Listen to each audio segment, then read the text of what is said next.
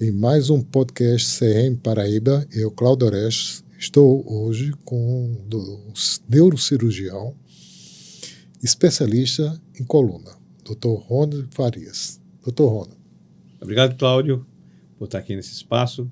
O CRM Paraíba faz o seu podcast semanal e é muito importante estar aqui para divulgar não só as ações da medicina como um todo, mas também do nosso trabalho na área de coluna, como você falou.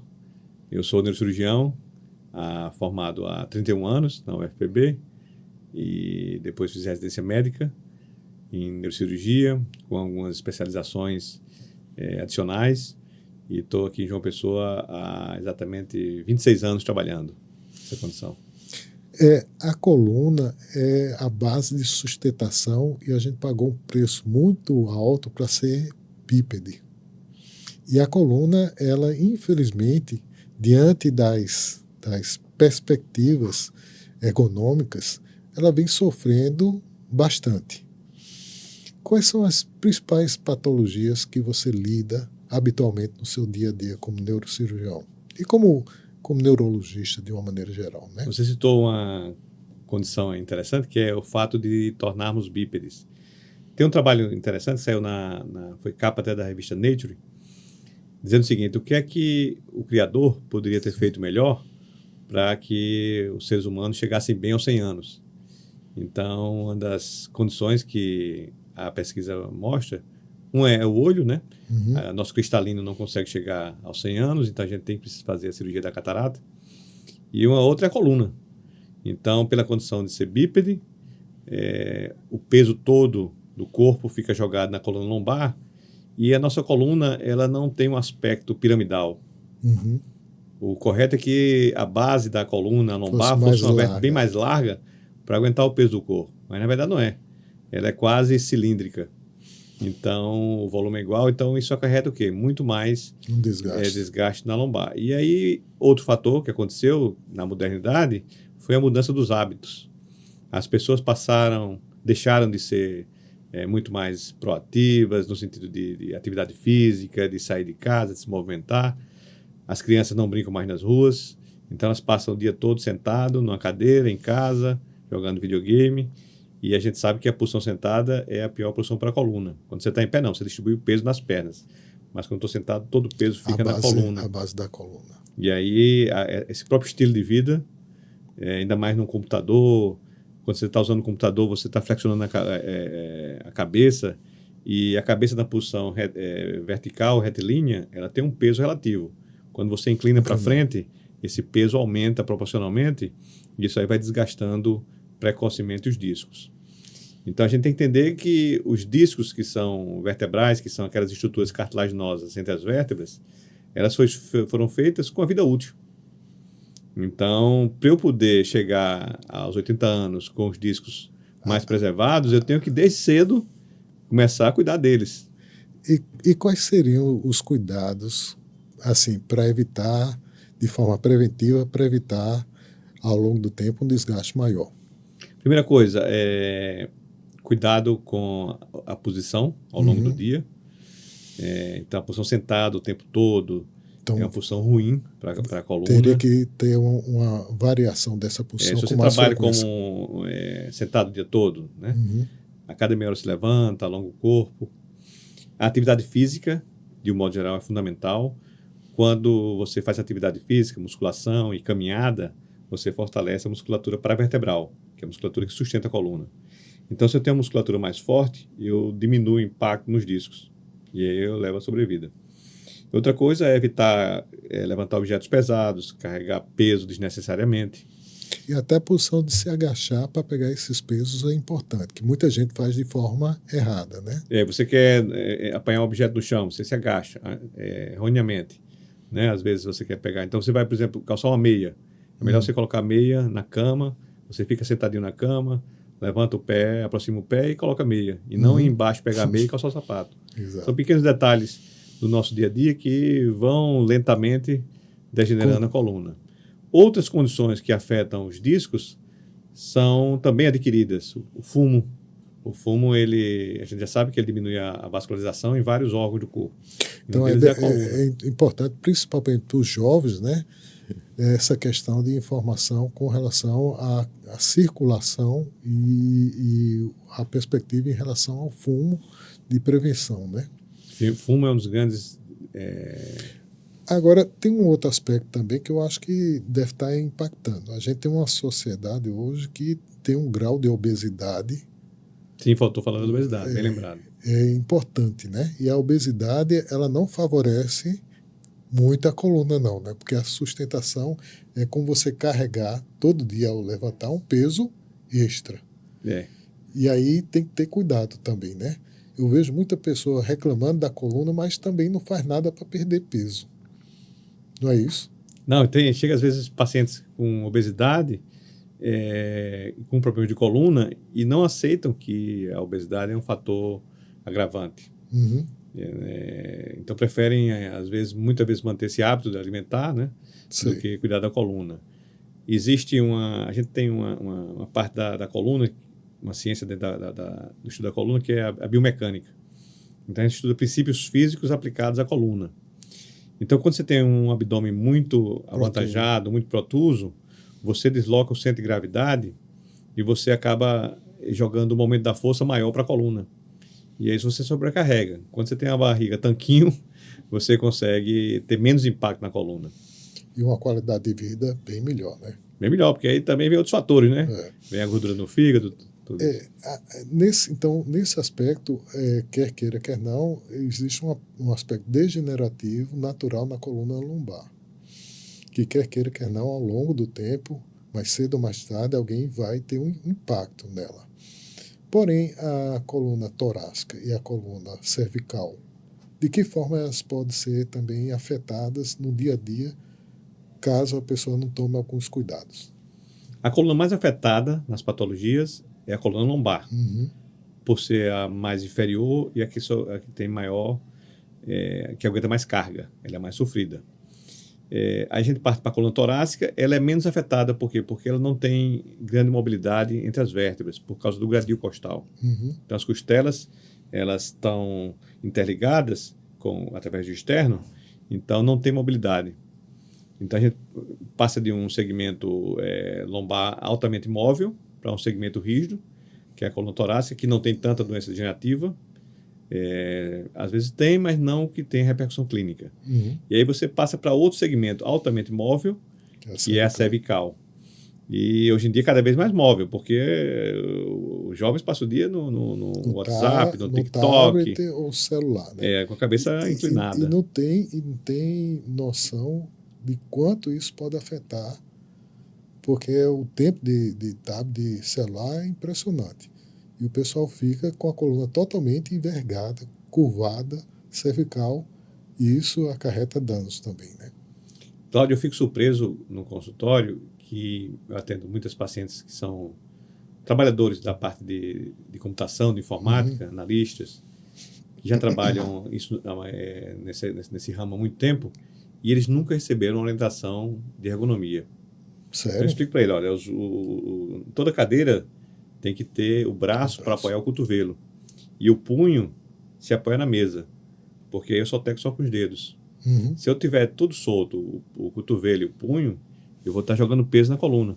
Cervical. E outra coisa, é usar desktop ao invés de laptop, porque o desktop você consegue regular a altura e manter a altura do monitor no horizonte da visão, para que você não fique curvado. Outra técnica, por exemplo, você que trabalha muito com o WhatsApp, coloca o WhatsApp no computador, né, o web WhatsApp, e você fica respondendo só no teclado, ao invés de ficar tendo que mexer no celular. Então são dicas aí de ergonomia que isso não é passado para os trabalhadores. Então muitas vezes, às vezes eu pego pacientes de 40 anos de idade, já trabalha no mercado há 15, 20 anos, nunca ouviu falar de ergonomia. É absurdo.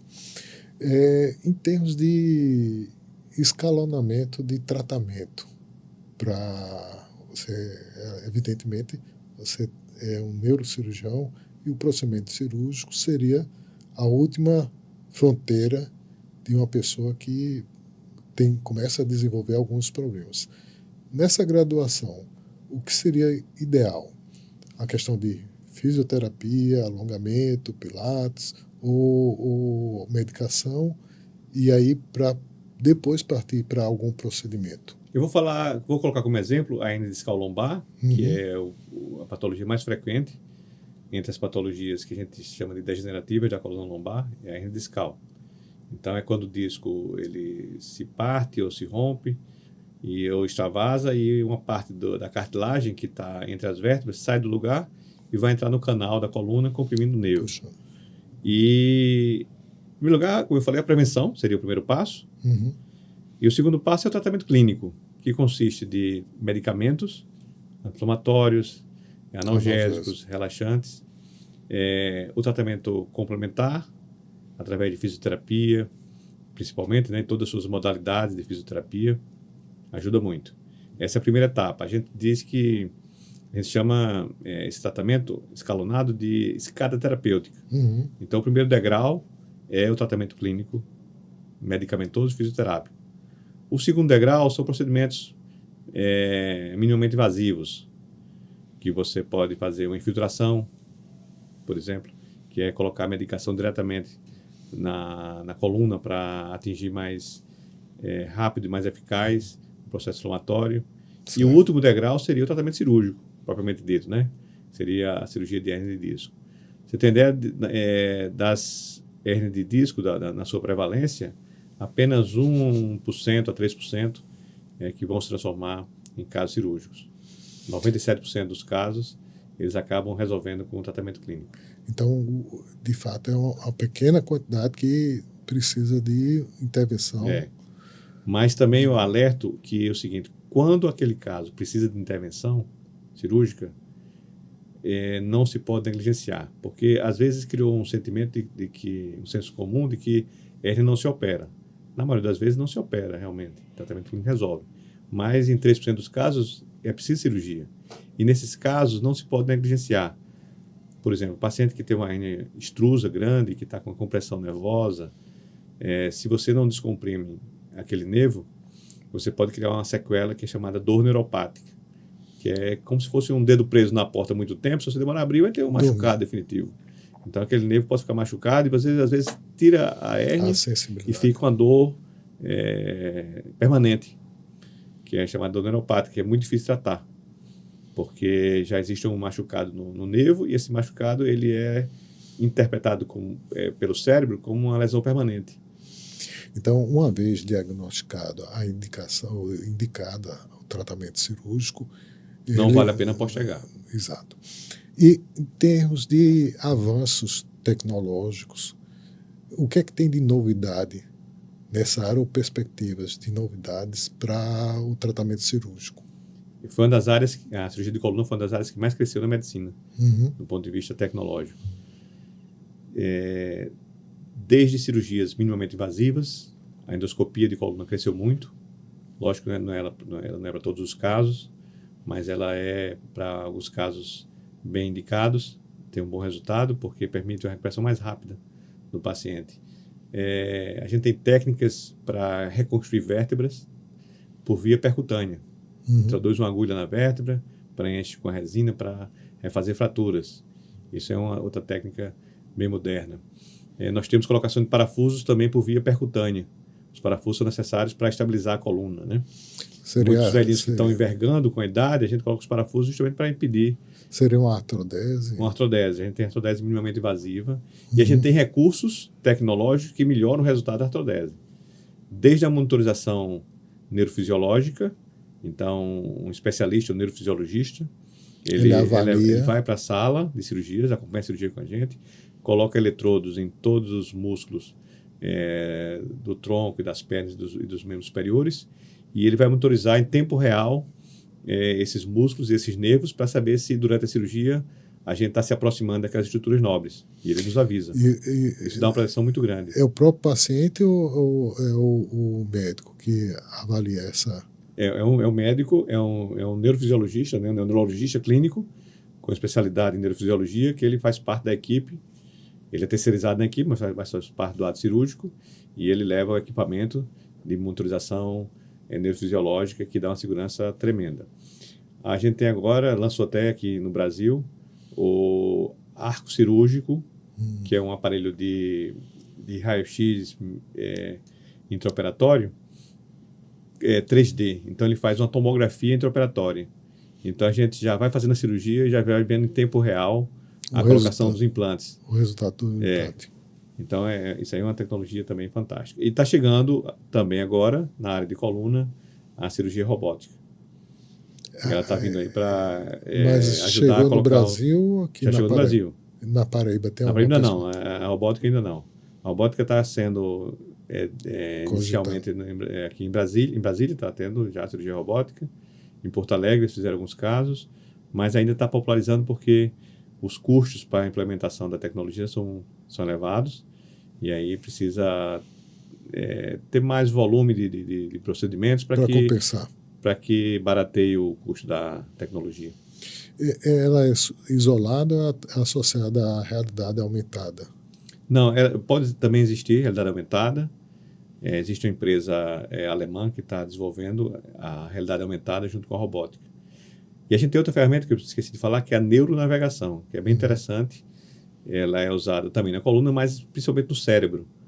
Quando a gente tem alguns pacientes com tumores cerebrais profundos e que, para chegar lá na profundidade do cérebro para tirar essa lesão, é necessário que você tenha um trajeto direto, passando por áreas que sejam menos nobres no cérebro. Então, às vezes, você tem que escolher Sofia. Você tem, puxa, eu vou ter que acessar uma lesão lá dentro, mas eu não posso passar pela área motora. Eu não posso operar um paciente lá dentro, que depois vai deixar uma sequela. E você tenta preservar aquelas áreas nobres e ter um acesso mais seguro. Mais seguro. E aí a gente faz um equipamento que ele está presente na sala de cirurgia. É um computador que ele simula uma realidade virtual em que você opera olhando para o monitor e ele vai dizendo todos os passos para chegar nessa lesão com menos dano. Então, isso é a neuronavegação, que é muito importante. Isso aqui já tem João Pessoa, né? Uma pessoa, para seguir a carreira de neurocirurgia, médico, quais são os passos que ele tem que percorrer habitualmente? Em primeiro lugar, a vocação. Que é não adianta a gente querer chegar fazer parte de uma especialidade apenas pelo status ou porque o oba-oba de algum amigo que fez. Tem que ter vocação. Tudo na vida é vocação, principalmente na medicina.